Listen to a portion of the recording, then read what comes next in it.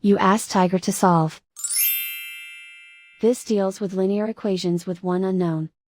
The final result is x equals 11/5. Let's solve it step by step. Simplify the expression. Expand the parentheses. Multiply the coefficients. Simplify the arithmetic.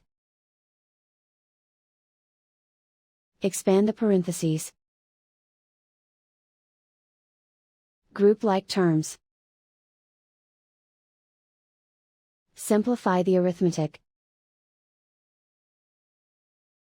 Group all constants on the right side of the equation. Add 22 to both sides. Simplify the arithmetic.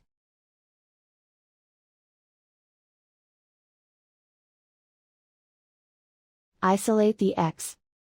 Divide both sides by 10. Simplify the fraction. Find the greatest common factor of the numerator and denominator. Factor out and cancel the greatest common factor. And so the final result is x equals 11/5.